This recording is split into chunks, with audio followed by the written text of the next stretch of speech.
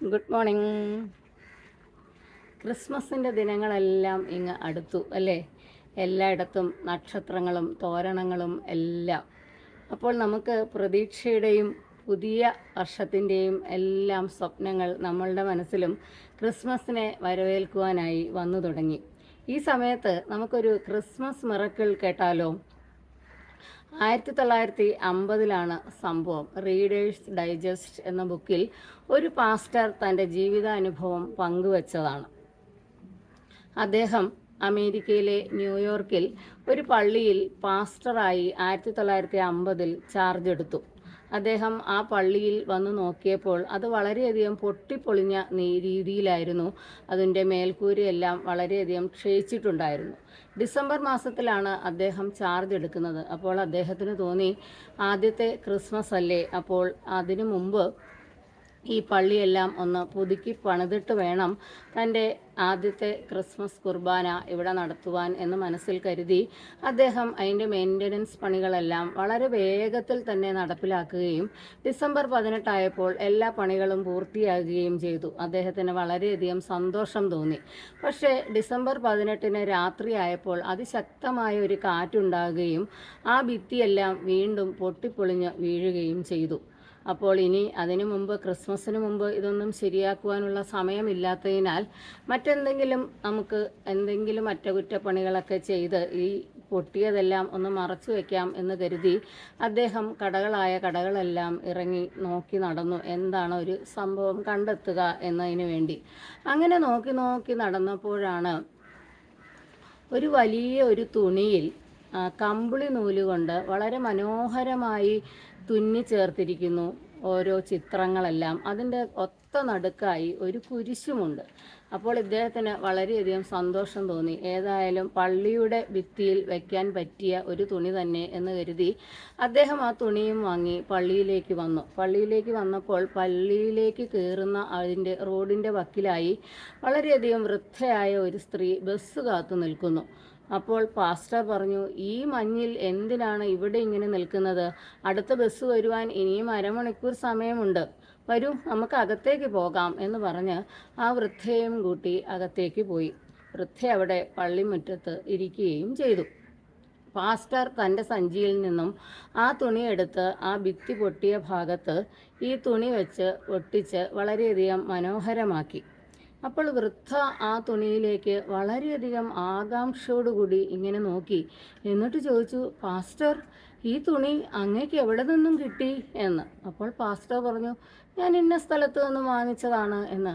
അതിൻ്റെ അടിയിലായി EVJ എന്ന് 3 അക്ഷരങ്ങൾ എഴുതി ചേർത്തിട്ടുണ്ടോ എന്നൊന്നുകൂടെ നോക്കിക്കേ എന്ന് പറഞ്ഞു. പാസ്റ്റർ പറഞ്ഞു, ഉണ്ടല്ലോ. അപ്പോഴാണ് വൃദ്ധ പറഞ്ഞത്, വളരെയധികം അവരുടെ കണ്ണുകൾ നിറഞ്ഞൊഴുകുന്നുണ്ടായിരുന്നു. അവർ പറഞ്ഞു, 35 വർഷങ്ങൾക്ക് മുമ്പ് ഞാൻ തുന്നിയതാണ് ഈ തുണി എന്ന്, ഞങ്ങളുടെ ക്രിസ്മസ് ആഘോഷിക്കുന്നതിന് വേണ്ടി. പക്ഷേ ക്രിസ്മസിൻ്റെ തലേ ദിവസം എൻ്റെ ഭർത്താവിനെ നാസയിലെ പട്ടാളം വന്ന് പിടിച്ചുകൊണ്ടു പോവുകയും തുറുങ്കിലടയ്ക്കുകയും ചെയ്തു. പിന്നെ ഞാൻ അദ്ദേഹത്തെ കണ്ടിട്ടേ ഇല്ല. ഞാനിപ്പോൾ ഇവിടെ വീട്ടുവേലകളെല്ലാം ചെയ്ത് ഇങ്ങനെ ജീവിതം തള്ളി നീക്കുകയാണ് എന്ന്. പാസ്റ്റർ ചോദിച്ചു, എവിടെയാണ് നിങ്ങൾ താമസിക്കുന്നത് എന്ന്. ഈ നദിക്കര കടന്നു വേണം എനിക്ക് പോകുവാൻ, കുറേ ദൂരമുണ്ട് എന്ന് പറഞ്ഞ് വൃദ്ധ അവരുടെ അഡ്രസ്സ് പറഞ്ഞു കൊടുത്തു. അപ്പോൾ പാസ്റ്റർ പറഞ്ഞു, വരൂ, നമുക്ക് എൻ്റെ കാറിൽ പോകാം എന്ന് പറഞ്ഞ് പാസ്റ്റർ വളരെയധികം സന്തോഷത്തോടു കൂടി ആ വൃദ്ധയെ ആ വീട്ടിൽ കൊണ്ടുവിടുകയും ചെയ്തു. അങ്ങനെ ഡിസംബർ 25 ആ പള്ളി പുതുക്കി പണിഞ്ഞു കഴിഞ്ഞുള്ള ആദ്യത്തെ കുർബാന കഴിഞ്ഞ് എല്ലാവരെയും പാസ്റ്റർ വളരെയധികം സന്തോഷത്തോടു കൂടി പറഞ്ഞു വിട്ടുകൊണ്ടിരുന്നപ്പോൾ ഒരു വൃദ്ധൻ മാത്രം ഈ ഭിത്തിയിലെ ഈ തുണിയിൽ വളരെയധികം ആകാംക്ഷയോടുകൂടി നോക്കി നിൽക്കുന്നു. എന്നിട്ട് ആ വൃദ്ധ ചോദിച്ചതുപോലെ തന്നെ ചോദിച്ചു, ഇതെവിടെ നിന്ന് കിട്ടി പാസ്റ്റർ താങ്കൾക്ക് എന്ന്. അപ്പോൾ പാസ്റ്റർ പറഞ്ഞു, ഞാൻ ഇന്ന കടയിൽ നിന്നും വാങ്ങിയതാണ് എന്ന്. ഇതെൻ്റെ ഭാര്യ തുന്നിയതാണ് ഞങ്ങളുടെ ക്രിസ്മസ് ആഘോഷത്തിന് വേണ്ടി. അതിൽ EVJ എന്ന് 3 ലെറ്റേഴ്സ് എഴുതി ചേർത്തിട്ടുണ്ടോ എന്ന് ഒന്നുകൂടെ നോക്കിക്കേ എന്ന് അദ്ദേഹവും പറഞ്ഞപ്പോൾ പാസ്റ്റർ പറഞ്ഞു, ഉണ്ട് എന്ന്. അദ്ദേഹത്തിന് വളരെയധികം സങ്കടം തോന്നി. അദ്ദേഹം പറഞ്ഞു, ഇങ്ങനെ 35 വർഷങ്ങൾക്ക് മുമ്പ് എന്നെ പട്ടാളക്കാർ പിടിച്ചുകൊണ്ടുപോയി. അന്ന് വേർപിരിഞ്ഞതാണ് ഞാനും ഭാര്യയും തമ്മിൽ. പിന്നെ കണ്ടിട്ടേയില്ല. അവൾ എവിടെയാണ് ജീവിക്കുന്നത് എന്ന് പോലും അറിയില്ല എന്ന് ആ വൃദ്ധനും വളരെയധികം സങ്കടത്തോടു കൂടി പാസ്റ്ററിനോട് പറഞ്ഞു. പാസ്റ്റർ പറഞ്ഞു, വരൂ നമുക്ക് പോകാം എന്ന് പറഞ്ഞ് കാറിൽ കയറ്റി ആ വൃദ്ധ താമസിക്കുന്ന വീട്ടിൽ കൊണ്ടുപോയി പാസ്റ്റർ ഈ വൃദ്ധനെ വിട്ടു. അപ്പോൾ അവിടെയുണ്ടായ സന്തോഷം നമുക്കെല്ലാവർക്കും ഊഹിക്കാൻ കഴിയുന്നതാണല്ലോ, അല്ലേ? 35 വർഷത്തിന് ശേഷമാണ് അവർ കണ്ടുമുട്ടിയിരിക്കുന്നത്, അതും ഒരു ക്രിസ്മസ് ദിനത്തിൽ. ഇതിൽ പരം ഒരു ക്രിസ്മസ് സമ്മാനം അവർക്ക് എന്തു കൊടുക്കുവാനാണ്, അല്ലേ? ഇതിനെയാണ് ക്രിസ്മസ് മിറക്കിൾ എന്ന പേരിൽ റീഡേഴ്സ് ഡൈജസ്റ്റിൽ രേഖപ്പെടുത്തിയിരിക്കുന്ന കഥ. വളരെ നല്ല ഒരു മിറക്കിൾ, അല്ലേ? ഈ കഥ വായിക്കുമ്പോൾ നമുക്ക് തോന്നുന്നത് നമ്മുടെ ജീവിതത്തിലും ഇതുപോലെയുള്ള മിറക്കിൾസ് ധാരാളം ദൈവം നമുക്ക് തരും. നമ്മളും അതിനെല്ലാം ക്ഷമയോടുകൂടി കാത്തിരിക്കേണ്ടതായിട്ടുണ്ട് എന്ന്, അല്ലേ?